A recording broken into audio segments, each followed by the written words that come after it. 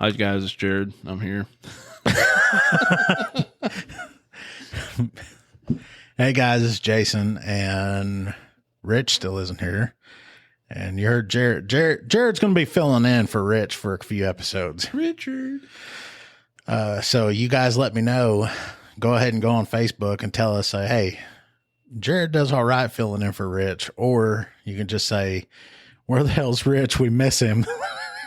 I miss Richard. That other dude sucks.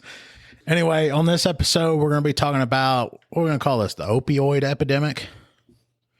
Anyway, that's what we're going to be talking about. It's not always fun and games for first responders. 05 Central, you show me in pursuit. But sometimes it is. Oh my God, he's not wearing pants again. Sometimes it's dangerous. Flipping around, look out, look out, look out. Sometimes it's not. Antler Boulevard for a snake in a house. And sometimes it's just plain stupid. Chihuahua in his lap on a lawnmower. You'd be heavily This is intoxicated. the stupid side of first response. Dispatch, do I really have to go to that? This is Code 0.5. Come in 0.5. Yeah, I'd just like to make an announcement to everybody that we're going to be hiring a producer for the podcast, and then also when we go on YouTube, the pay is going to be that you can drink all the monsters that Rich is willing to give you. I figured it would be the pay that Bubba J gets and the beef jerky and a 6-pack of Busch Light. Yeah, we could do that. That wouldn't be bad.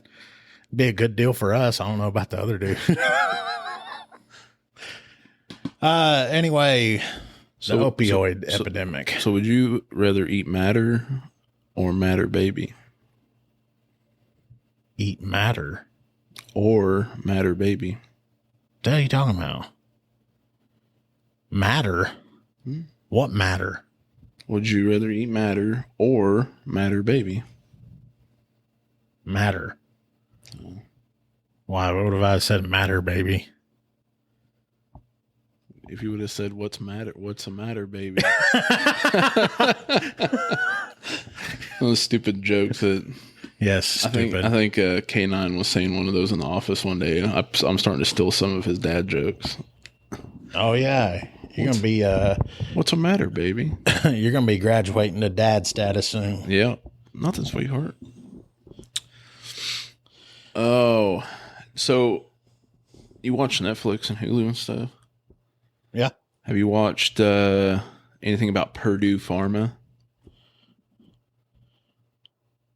Hold on, I'm looking something up. I know I spelled that wrong. I heard about it. The what is it? It's the pharmacy company that was pushing out their The Oxys. Yeah, and they were telling people like it wasn't addicting or something. Yeah. They were lying out their ass. Yeah. So they made a show on Hulu called Dope Sick. Freaking phenomenal, dude. Shows you how evil that family and Purdue Pharma is. And basically how they I think it was oxycodone. It was oxy something before. And then they came up with a different oxy that is less addictive and they lied about that shit too. Yep. And then they started off with like 10 milligram pills, and they went from a 10 to a 20, and then a 20 to a 40, and a 40 to an 80, and an 80 to a 160. And they were like, oh yeah, you can, do this and this, and like got people addicted, and people were having overdoses. So there was a major lawsuit. And there's a bunch of counties all throughout the United States that got money from that opioid lawsuit to do like education and prevention for opioid overdoses. Oklahoma was one of them. Mm-hmm. Yeah, we got some of the money in our county. Not a lot, but we got enough that, we could probably buy training equipment and stuff if we wanted to. Yeah, and what blows my mind is how now when you drive up and down the street, have you seen the billboards for Narcan? Yeah. And fentanyl test strips so that you can test your shit before you use. Yeah. Yeah. And I should have known we'd get involved with fentanyl, but I hate that shit. I mean, I hate meth and I hate fentanyl. Like, I know it has a medical purpose, but I hate the shit. Yeah, it's a man. So that's kind of how my position that I got moved into now got created. Actually, we started seeing overdoses, and in December of last year, I worked my first fentanyl overdose where someone died, and we're still looking into that, but it's looking pretty promising on that one. And I've had 8 since then. Which for that's just out in the rural area. That's not including our municipalities and the ones that go unreported to us, because not all of them get reported to us. Yeah.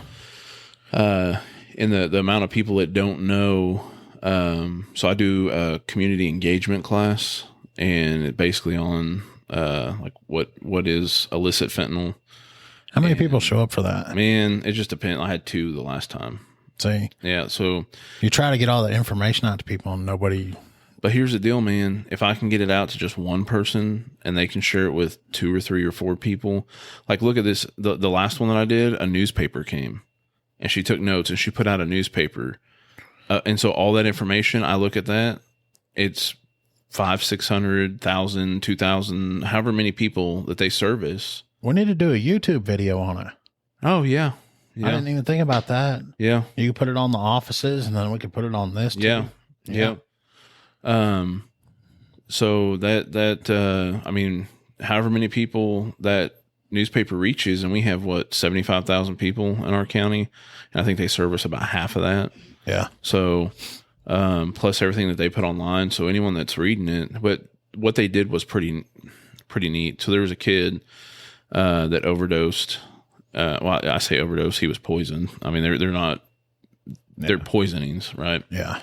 And so they talked to his mom and then used information from our class in with that.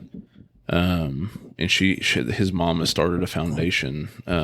But we actually had a conversation with the mom, where whenever her son overdosed, we weren't aware of the proper way to do things, and we didn't have any training on it. Yeah. And so I think the DEA ended up taking that case and working it. But, it was one of those deals where unfortunately we had to learn from our mistakes, and we're trying to fix that and make it better. So, but. And like the fentanyl being cut into other drugs, it's relatively new. So it's not like, when he says we didn't know much about it, it's because it's new. And we're still learning about it. But yeah. And the people don't understand it's being put in everything. Yeah. We have meth that's testing positive for fentanyl, marijuana that we find so basically what I tell people in that class, because they're pressing pills to look like legit pills. Yeah. And so I use that class to help people identify illicit fentanyl pills. But they're pressing them now. There was a guy that said they're seeing them out west or where we're at, and they're doing them in Tylenol now. So it looks like a fucking Tylenol or flipping Tylenol, excuse me, English, a flipping Tylenol pill. And that's how dangerous it is they're doing that. And there could be a freaking kid that thinks that's Tylenol and they're taking it, and it's mom and dad's. It's just some sad stuff, man. Yeah, and the thing is, didn't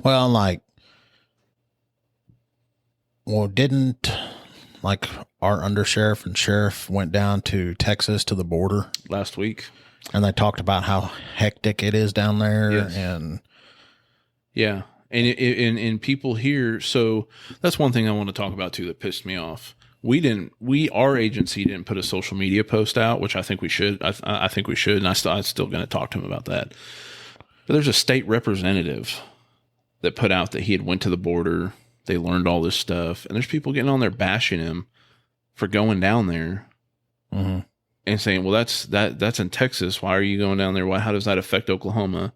Blah blah blah.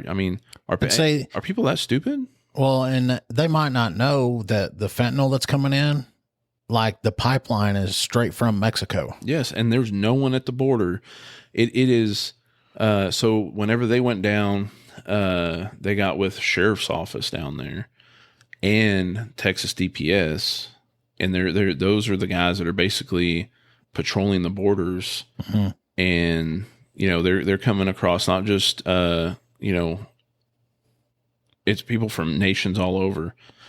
Well, it's kind of like in New York, how they didn't give a crap about like illegal immigrants coming in because it was a Texas problem. Well, when Texas started sending them to those sanctuary cities, now all of a sudden they're panicking and they're saying these illegal immigrants that are coming in are destroying cities. And it's like, that's what we've been trying to tell you. Oh, really? And like the fentanyl that's coming in, when they show you the map, because when we bust people, some of them will fess up and tell you where it comes from, how it gets there, and then they make other busts. And you can actually like track the pipeline coming up from Mexico through Texas into Oklahoma, and then it disperses and goes east and west. Yep. And then it'll go all up and down the coastlines up into, there's not much that comes out of Canada, is there? No, there's not a lot that comes out of Canada from what I've seen. Yeah, it's like compared to what we get coming from Mexico, it's like just a drop in the bucket or whatever. Yeah, so it's basically Texas, New Mexico, and Arizona are all of your major port, entry, and California, right? Yeah. But you can look up maps to the DEA, and you can see, Oklahoma City and east is just a thoroughfare. Yeah, like that narcotics school we went to, they show you, and all their information that they get is from, all the busts they make and the data they collect. And it's like, it comes straight from damn Mexico. Yep. And then you have, and I'm going to say it, people might get mad, I don't care. You have a Democratic president that basically will just lie to you and say that it's either not happening or he can't remember what happened 5 minutes ago. And he doesn't want to put a stop to it. And then when you get the governor in Texas that tries to slow it down or stop it, then some damn jackass in Washington or a judge is telling him to stop doing that. He can't even keep cocaine out of the White House, man. Yeah. And okay, it's probably his. I swear he probably takes it to keep going. That's probably ours. But yeah, they're not just pressing the pill, but it's not just Mexican cartels. It's Chinese, like gangs and stuff too, or that because they're getting their synthetic stuff from China.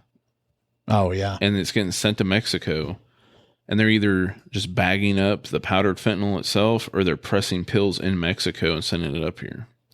But there's also pill press places like in Oklahoma City.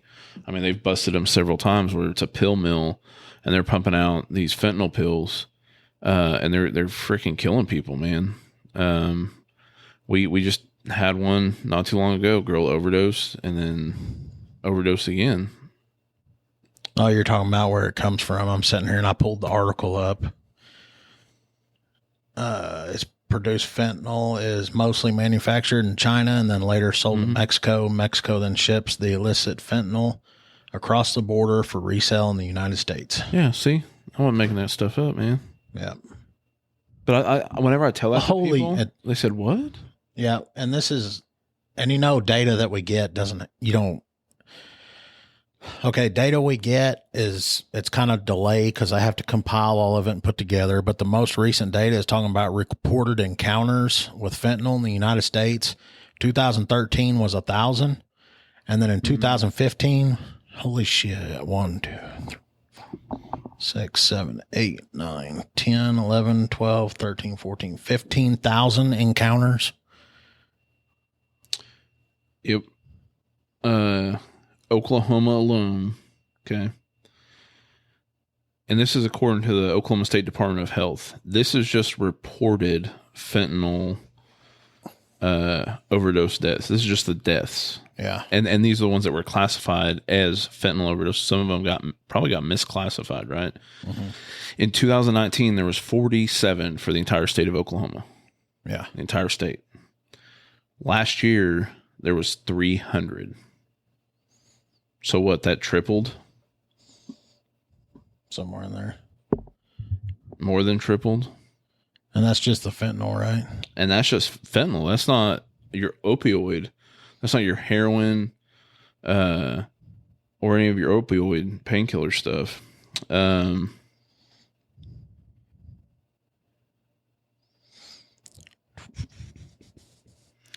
in 2022, 73,654 people died from fentanyl overdose in the United States, more than double the amount of deaths from 3 years prior.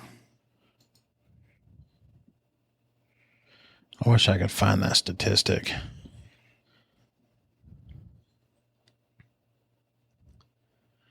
It's scary, man. They're putting it. So, my mom, she lives in Tucson. There's a freaking crap hole, man. There's nice parts, but I mean, you're close to the border, close enough to the border where you're getting some, pretty violent crimes. She was telling me that the dope dealers there are selling like talkie chips and stuff that have fentanyl, and they're selling them to like younger kids.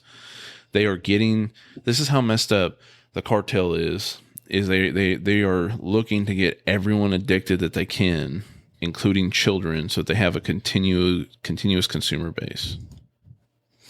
So until something is done,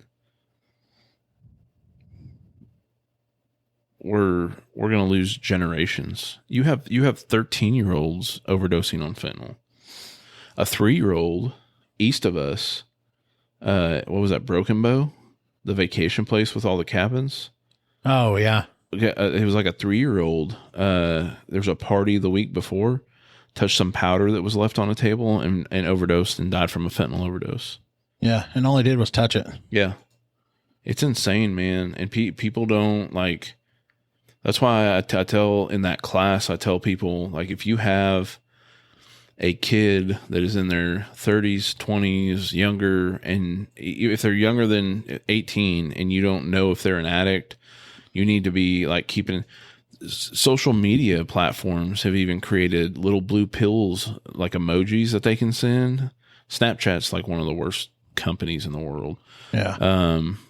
But they relate this so that people, and that's what most of them are using, is Snapchat or WhatsApp and all this other stuff. I mean, they're using these apps that are hard to track. And I'm trying to find these statistics on the overdoses. I'll keep talking, man. You do whatever you want. Well, because I found one before that talked about drug overdoses.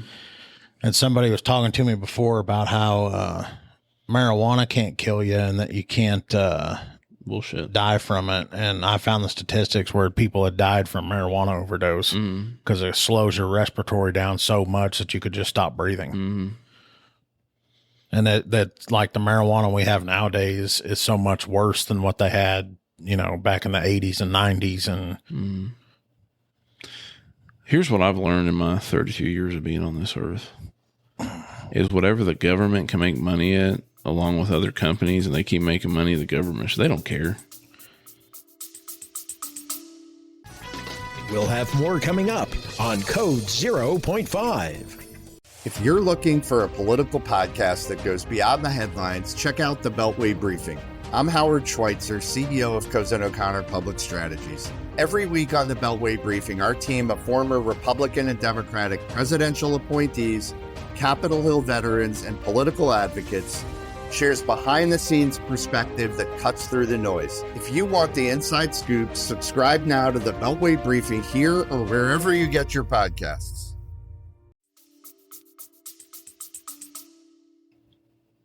well, and like with marijuana, like they were telling us when we were in that narcotics school, the state hasn't really made shit when it comes to marijuana. Yeah. And what was the number? It was like, and correct me if I'm wrong, there was like 700,000 pounds of marijuana grown last year. Yeah. But only like 200,000 was accounted for that was sold. And the others, it's all black market marijuana. Yeah. And we're like the black market capital of the world. Yeah. We have 8,000 marijuana grows in our state. You know how many Arkansas has? Oh, it was like 5 or something. Yeah. Why in the hell do we need that many? It's the way that they said that they rushed this whole thing. You had all these potheads that were wanting to be able to smoke weed for medical reasons. Yeah, they said it's totally, dude. It's brought human trafficking. Like if you live in a rural county and you have marijuana grows, you have human trafficking. Yeah. If you don't think that, who was I talking to? Let's find like a smaller county out east or rural county, Hughes County. Yeah. Okay. there's human trafficking there. And that Holdenville, I think, is like their biggest city, right? Mm-hmm. And people, there's no way. Well, when they think of human trafficking, they probably think of like little kids or women for like sex stuff or whatever. Mm-hmm. When human trafficking encompasses more than that. And the federal government's not doing anything. You come across these people at marijuana grows, and they're here illegally. They're not doing anything about it anymore. Not whenever Trump was in office. You could call, and they would say, "Yep, throw them in your jail. We'll fax over an ICE detainer." Holy shit! Okay, yeah, but the people, like, it's really bad in Arizona, man. The people, they come from just violent felons that have been deported numerous times, and you can walk whenever they went down there to visit in Texas, there's spots where you can just walk across the border. Yeah. I believe it. It's insane. Well, and then like, what was the other statistic they were telling us on marijuana? If every citizen if every citizen in Oklahoma smoked a joint a day at the end of the year, you wouldn't even scratch like 2% of what we produce. Yeah. And I earlier whenever and they were talking about how these grows electric bills per month. Yeah, $200,000 to $300,000 a month. Yeah. There was a down in southeast Oklahoma, there was a marijuana grow that paid them to put a power station basically because they couldn't sustain it. So they gave them like $1 million cash to build everything that they needed to build. And then they pay them in cash every month and so these electric companies aren't cooperating with law enforcement whenever it comes to these illegal grows because they're making a killing. Yeah. And whenever I said potheads earlier, I'm not fully against marijuana. I mean, I think that there's some that it helps with some things, but don't call it medical marijuana just because you want to sit at home and get high. Yeah, I mean, and it's not medical marijuana. Yeah, I mean, let's just be honest. I mean, because like they say, if it had medical purpose, it wouldn't be a Schedule 1. Mm. So that's why they get recommendations. They don't get prescriptions. And that's why it's not a prescription. That's why it doesn't come from a pharmacist, because it's not medical marijuana. Yeah. It has no medical purpose. I mean, I'm a firm believer of legalize it for recreational and have guidelines for grows and then tax the shit out of it. Yeah. And let counties set their own tax as far as, the marijuana sales and stuff, and just make money off of it because you're going to. But I think they're on the right track with that because they've increased the fees for those grows. Yeah. But that's not going to help with the illegal stuff, because if they're growing it and selling it on the black market, well, like that one damn semi that they were loading up at like 10 o'clock at night or whatever. And I'm like, whoa, that's suspicious as hell. Who operates a business at that time, and all that? They're loading that shit up to ship off. Where was that at? It was on the north side of the county. Yeah. Yeah, they're probably taking it to New York, I think, is where a bunch of ours is going right now. Yeah, I've heard New York and Tennessee. Yeah, something like that. And then they've got like people, money loads coming from Memphis, paying for a bunch of it's insane, the criminal element that they go to. They'll load up U-Hauls with hundreds of pounds of marijuana. Yeah. And then they're selling it, and there's just no. It's the way it was all set up here in Oklahoma was just screwed up, man. We should have talked more in depth to other states before we did it. Yeah. Yeah. And then now you have, they're starting to see marijuana grows with the Chinese nationalists where they've pulled pill presses out of, and they're processing fentanyl pills. They don't give a crap, man. They're going to kill your son, your daughter, your husband, your grandchildren, whatever, with all this fentanyl stuff. So, guess how much I can go buy a fentanyl pill in Oklahoma City for? Now this price fluctuates, by the way. I don't know, $20 in Oklahoma City. $10. Am I going too low? You too high. Oh, I'm too high for a fentanyl pill. $2. They're selling them right now for $5 a pill. $5 a pill here in Oklahoma City. You take it back to Shawnee, you sell it for $15 to $20 a pill. 10 to 20. It was $20 a pill. It costs, I think, 25 to 50 cents a pill to manufacture them, to press them, and then they're flipping around and selling them for $5 a pill. Damn, that's a killing. Yeah. So if you think that they care about your, and I've ran into people that we've caught with fentanyl before, and this is what I said, hey, you know that stuff has fentanyl in it. Well, yeah, but man, I've known my guy for a while. They wouldn't sell me one of the bad pills. Okay. Yeah, you think they know? As long as they're making $1, they don't give a shit about you. If you are not getting something from a pharmacist, you are playing Russian roulette every time you use any drug now. Marijuana, meth. If you don't get marijuana from a marijuana dispensary, you're playing. If you buy it off the streets, you're playing Russian roulette with your life. Yeah. And people are okay with it. There's people in our county that they didn't. There's teenagers that didn't know. They thought they were taking Percocet or a pain pill. Yeah, and they got addicted to them, and it's fentanyl, and it's hard to kick. It's harder to kick than heroin. And you've got 17, 18-year-olds that are freaking addicted to them. It's crazy. We were talking about it the other day, and I'm not trying to sound like weird or anything, but you have, not 18, 19, 20-year-old guys and girls that have their whole life ahead of them, young, attractive people, right? They have a bright future, and they start using this stuff. And I don't know what it is, but it just ruins everything about their body, man. I mean, their thought processing and all that. And well, what was that other stuff that they're putting in with it? It's like a horse tranquilizer or something. Starts with a K or an X or something. Yeah, and it's freaking making flesh rot.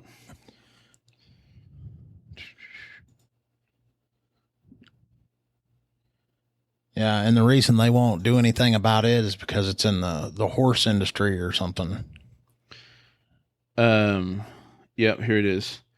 Xylazine. Yeah, that's it. Xylazine, and they won't. There's states. Louisiana, I think, is the first state that passed it to put it as scheduled. Yeah, but they don't want to do it because veterinarians can just hand that shit out for cows and stuff. Mm-hmm. They can just hand out massive amounts to farmers for their whole herd. For their whole herd, where if it was controlled, it would be, this bottle is for Betty Sue the cow. This bottle is for Betty Sue number 2 the cow. Yeah. And it's like, well, I'm sorry that it's an inconvenience, but I guarantee you those farmers wouldn't find an inconvenience if their grandkid or their kid was using that shit. Yeah, because they're putting it in with the fentanyl because I don't think it makes it stronger. It makes it last longer. Yes. Yeah.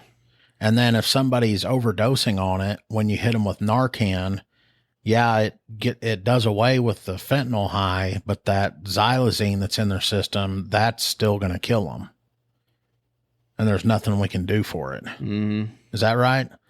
It doesn't intensify it. It makes it longer. So xylazine, deadly mystery of who's lacing xylazine, a dangerous horse tranquilizer into America's street drug supply. The chemical, often mixed with fentanyl, is turning up all over the country, devastating people with addiction.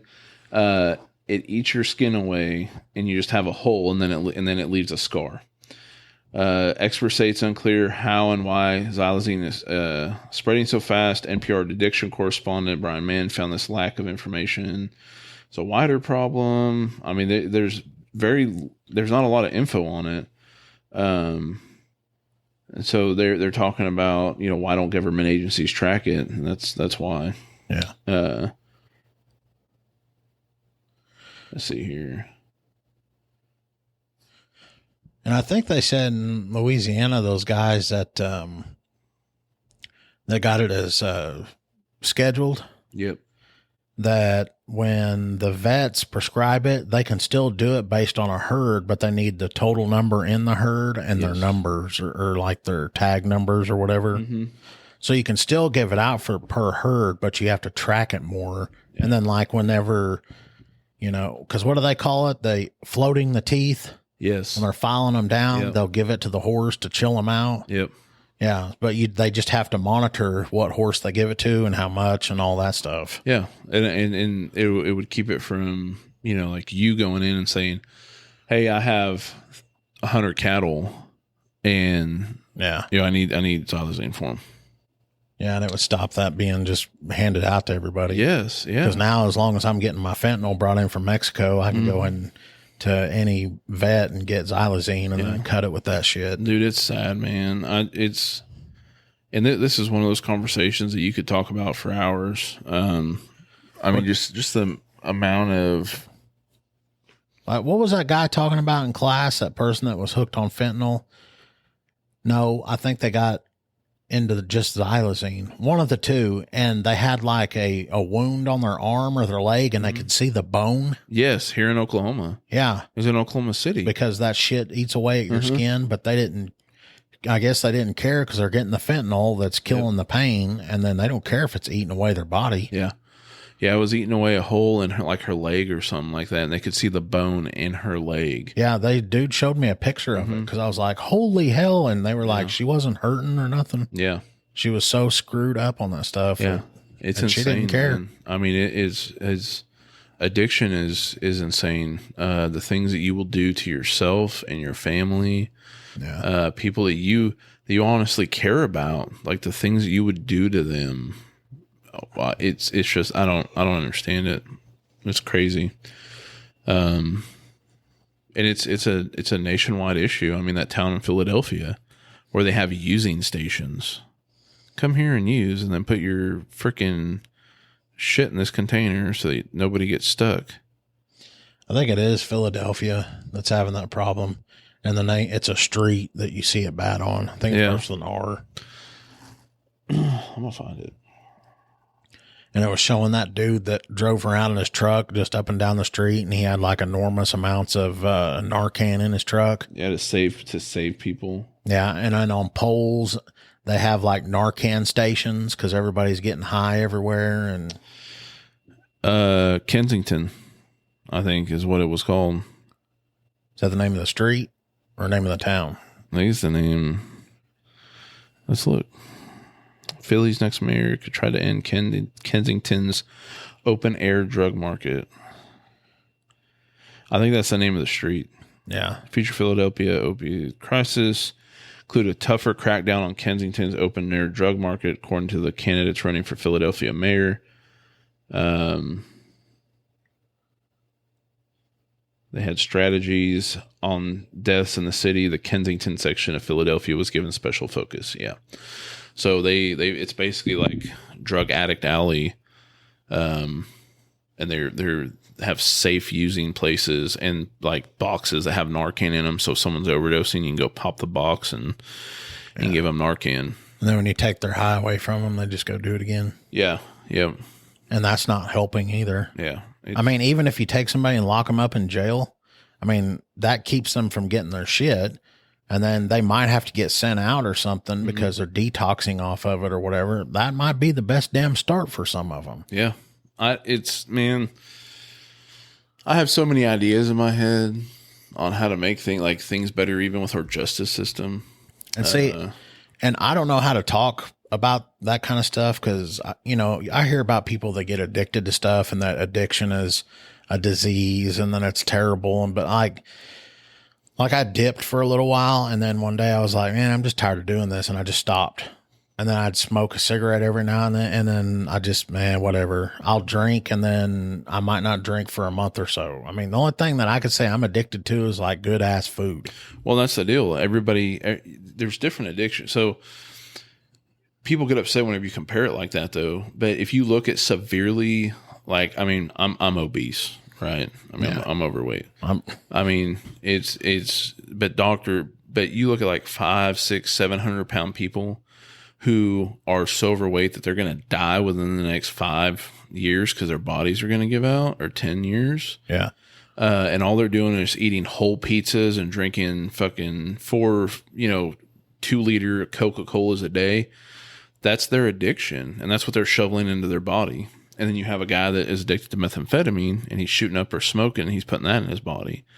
You know, it's just, what addiction are you choosing? Mine damn sure is food, because I can go get a pizza and eat 3 pieces and I'm good. Yeah. But no, because like I just love the taste, and especially if it's good, and I'll eat that whole. I'll keep eating it until it's gone. Our lunch I wasn't impressed. Oh no. Yeah. No.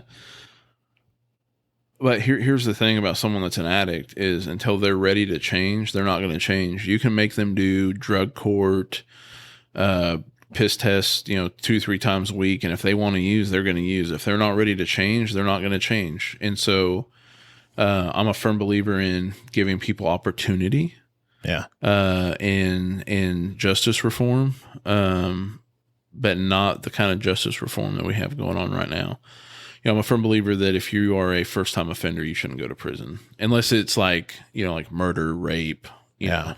Oh yeah. Like if you're going to rape somebody or murder someone, then obviously you have to go to, but if you're 20 years old, like our marijuana law that we had before, where if you got convicted of it and then you got caught a second time, it was a felony for having there was so many people that are felons because fucking cops got overzealous and they charged them with a felony over a freaking joint because they wanted a good felony arrest. And that was a good arrest back in the day. And no, it wasn't. It was a shit arrest. Yeah. And I'm guilty of back in the day whenever meth was a felony. If you had a scrape bag and I could test it and it tested positive and there was a little bit of crystal in there, you were going to jail.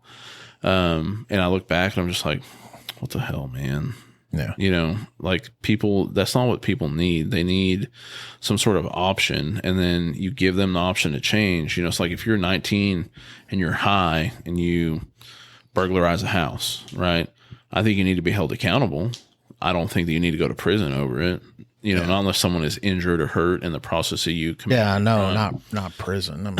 But that guy that shot the Cleveland County deputy, shit like that.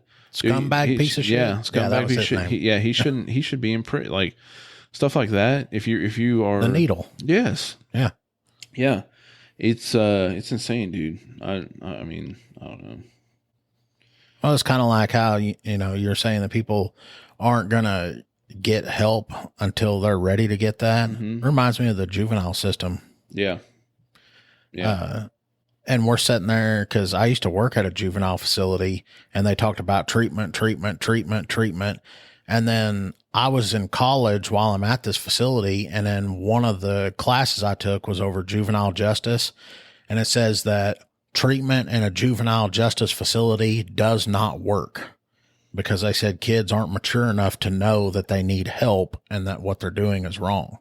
So they're just there to bide by, get through whatever they're doing, and then they're going to go back out until they get older and mature, and then they make the decision to stop being a little idiot. Yeah. But they were so hard up on doing treatment, and it's like, this class I'm taking says right here that juvenile treatment in juvenile facilities does not work. It doesn't. And like the recidivism rate was like 98%. Mm-hmm. It's like, so no matter what you do with these kids, when they get out, they're going right back in. Yeah. Trying to find this thing here. Hold on. But yeah, and we need to talk about how all these drugs that we talk about are so intertwined with property theft. Dude, it's insane. And it's funny how, like, you'll get somebody, you'll get them thrown in jail, you get them locked up, your property crime that gets reported goes down for a few days, and then all of a sudden it'll go back up again, and then you look and you're like, oh, so-and-so got released out of jail. Yeah.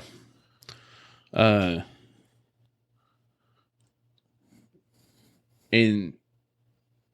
like the other day, they caught a guy that was had like 10 fentanyl pills and a whole bunch of like stolen vehicle, all that stuff. You want to know what his bond was set at? $500, $3,000. Yeah. And I pulled him over on a traffic stop like a few days later.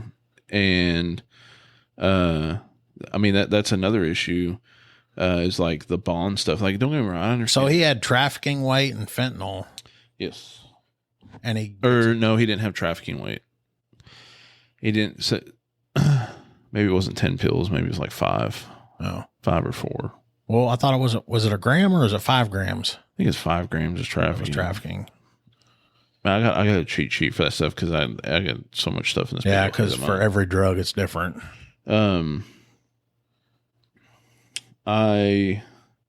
What gets me is that they'll get that low bond, and you're like, damn it, this must have been his very first time to get caught. And then you look and you're like, no, it's his 17th time to get caught. Yeah. It's like, why isn't his bond like $50,000 or some shit? You know? Yeah, exactly. And people, I don't think, realize that law enforcement is like the bedrock for a civilized society. And there's people that don't view it that way. Yeah. And so that in response to that, I'm like, well, let's all go on strike for 24 hours and see what happens. Shit. You know what I mean? Imagine? Yeah. And the same people that are like, oh, well, we don't need cops would be, you know, calling. But well, just look in Oregon and see how that worked out. Yeah. They were defunding police departments. Now all of a sudden they're bringing them back and they're increasing their funding at these departments. Yeah. That's my ringtone that Jason has set up for me. Yeah. That's my wife. Everything I ever wanted. Yeah. I'm probably going to get yelled at because I didn't answer. You better answer it. Go ahead and answer it. She says she's being sent to voicemail. We can wait. Go ahead. I'm freaking sweating right now. Got the meat sweats. If I don't answer, she's going to kill me. But to go along with all of that stuff, we have too many politicians that are in offices, and I understand you have to, in order to be in an elected position, you have to be a politician to some extent. But there should be people focusing on programs not only benefit us right now, and I'm talking about from chiefs of police that aren't elected to sheriffs who are a constitutional office in the state of Oklahoma, all the way up to the governor. You should be looking at programs that you want to, put down that are going to benefit us not just now, but for generations to come. And there's no elected official right now there's several that are trying to do good, but you can't just have 5 guys out of 200, and it's like it just seems like they don't care enough. Like, look at the intermittent study they did on deputy sheriffs in Oklahoma. Did you read that? Are you talking about their pay? Yes. It averages out to $10 an hour. $10 an hour. Why do you have to bring that up? Because it pisses me off to no end that the average is $10 an hour, but then they pay troopers like 3 times a deputy, and all troopers do is write damn tickets. Yeah, $72,000. You start off at like $72,000 a year or something. They got all that jurisdiction, and they can't do shit with it. What was it that they said? Them troopers are mad because they got all that jurisdiction and something. Yeah, they can't do nothing about it. I mean, don't get me wrong, man. I mean, I like a bunch of our troopers, but in my opinion, which my opinion doesn't really mean crap, I guess. A sheriff's office in the state of Oklahoma is a constitutional office. Yeah. So the state should have some requirement for helping to fund. They ought to flip sheriff's that. Office. Troopers should get paid $10 an hour, and we should be getting like 70 starting out here. But they're the Navy SEALs of law enforcement, bro. Oh my God. It blew my mind whenever I worked a domestic early in my career, and a trooper showed up to back me, and he gets there and he goes, "Hey," I just kind of looked at him and I'm like, "What?" Because I'm there and I'm like, "Oh yes, someone's here to help me." And he gets quiet and he goes, "What do I do?" I just turned and looked at him. I was like, "What are you talking about?" And he goes, "I'm a trooper. We don't work this stuff." Yeah. He goes, we get on the highway and write tickets. We don't work freaking this kind of crap." And he's not joking. And I was like, "Do what?" And I got to talking to him and I was like, "Really?" I was like, "Y'all really don't do anything?" And he's like, "No, I mean, because I think, wasn't it just here recently they got the statutorial authority to work domestics and EODs as long as they're on the highway or something?" Oh, they have the same authority as a peace officer, and that was like maybe in the last 10 years. Yeah. But they'll try to say, "Well, we don't do EODs, and that's criminal. We don't do that." Well, then if you're not gonna be a real cop, go work somewhere else. Okay, and here's something else I don't understand. If I go to an academy at Cleat, then I decide I want to be a trooper. Why do I have to go to their academy when you have to know a lot more to be a deputy and work law enforcement than you do to be a trooper? I mean, I guess so You can learn how to write tickets. I mean, to train a trooper, I could send them through a 2-week program and cut them loose. Yeah, probably. We probably shouldn't talk about this. We're making some people mad. Well, you probably have some troopers that listen to this thing. Probably. And now we're going to get tickets anytime. Oh, there's old Jared. I'm going to write him a ticket. Yeah. You think we don't do nothing, huh? Yeah, don't forget to put your freaking hat on. Those guys will get in trouble, man. It's starting to lax up a little bit because you see them wearing polos and stuff. Yeah. But back in the day, if they got out of their car and they didn't have their little mount me hat on, they would get rode up by a supervisor for being out of uniform. Really? That's how insane it is. That's why troopers are assholes. I asked one time, I was like, about their hat or whatever, and he goes, they told us that we wear our hat cocked like that and down because it's intimidating or whatever. And I looked at him and I go, when I was a little kid, I always thought troopers were stupid looking with those hats on. No, you know why they wear them that low? What's that surgery where they like remove your brain and stuff? Lobotomy. Yeah, they got to hide the lobotomy scar that they have from Trooper Academy. Yeah. Hey, we better stop and shut this thing off, or we're going to start making some people mad. Oh, what? Do we need to quit already? Dude, we've been going for 45 minutes. Well, hey, we need to do the poll because the people need to make a decision on if they want it or not. Oh, yeah, about the Chop and Jared show. Yeah, we've been talking about something about starting either another episode with this or a new podcast totally. You guys probably remember Captain Chop and Jared here. Old pork chop. Yeah, they're wanting to talk more about real cases and case law and stuff like that. But yeah, or like find like the Scott Peterson stuff. Yeah. So have an hour or hour and a half long podcast that you can watch on the weekend and have video with it. Yeah. And we dissect stuff like what is our opinion, but like watch that stuff off of Hulu or Netflix, or get body cam footage and go through it and kind of not only explain to people what's going on and give them a different look to it, but then like our opinion on stuff. Kind of like what Donut Operator does, except he's like probably 10 times more funny than what I am. Because of him is why I wear jeans to work every day. Oh, really? So he did a review on a body cam deal, and the body cam went slightly forward. He paused it, and he said he's wearing jeans. He's definitely a jump out boy.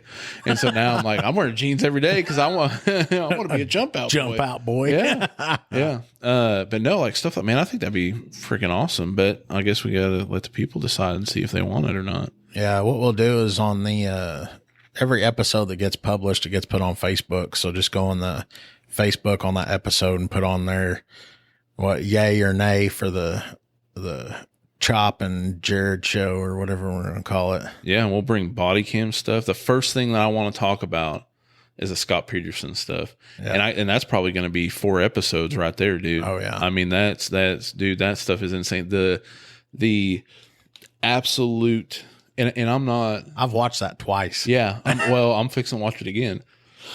The absolute shitty job that was it Modesto Police Department, wasn't it? Yeah, I think that was the name that they did in that investigation and withheld information. I don't understand how he's still in prison, even if he did it, right? Yeah, like they screwed that up so that there should have at least been enough for him to be out and them try to gather more evidence. Yeah, I think there's an appeal on it, but they left so much information out, man. Have you ever seen Making a Murderer? Yeah, don't even get me started on that one. Yeah, and how that episode made him look like he was innocent and stuff. Yep. And then Have you seen Convicting a Murderer? Yep. Yeah. Yeah. Candace Owens did an awesome job on that one. Yeah. Yep. She actually put the truth out and got those detectives on there that were saying, why would he goes, that one detective said, when I watched the episode and saw where they had taken a lot of stuff out that I had said, he goes, I knew immediately they just made this for entertainment purposes. They didn't want to put the truth out. Yeah. There's a show out there too called like Confession Tapes or something. Yeah. There's this one guy, this girl goes missing from her car.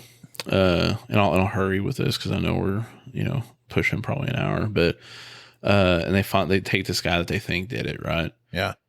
So they pull him in for an interview. They drive past the police station, past the sheriff's office, past a police station, drive to a sheriff's house, on his ranch and take him into like a shop building in the back. And that's where they interview this guy on this disappearance. What the hell? Oh, dude, you need to watch it. It's on, I think it's on Netflix.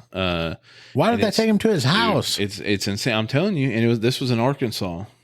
Holy shit. Yeah. I'm telling you, man. But yeah, we need to know. Like, and it wouldn't just be us. I mean, if you're able to be there, if Rich is able to be there, all of us, like it would be like we could do it as an extension of the show and have them come out on Saturdays, or we could create a new show with just you and Chop. And we can do whatever. I mean, we need to see what the people want. Yeah. Anyway. Minus Renix. Nobody cares what he thinks. Yeah, I get nobody misses that. You know how many people I have messaged me that says, keep him off there. We're tired of hearing him clear his throat. You know what I'm going to do? I'm going to do a public records request for all of their agency's body cam footage. Start counting how many times he does that. And just we can do reviews on Renix's body cam. Yeah. And everything he goes out on will have a little counter come up. And go, yeah. It says, what can we call it?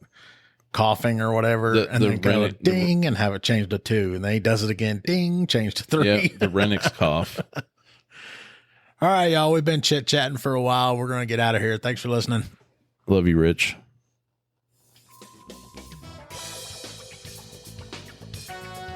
You've been listening to Code 0.5, the lighter side of police work. If you have ideas or suggestions for our show, we'd love to hear from you. Visit our website at code05.co. That's code05.co. And please consider making a donation at our Patreon page, patreon.com/code05. Be sure to use the digits 05. Thanks for listening to Code 0.5.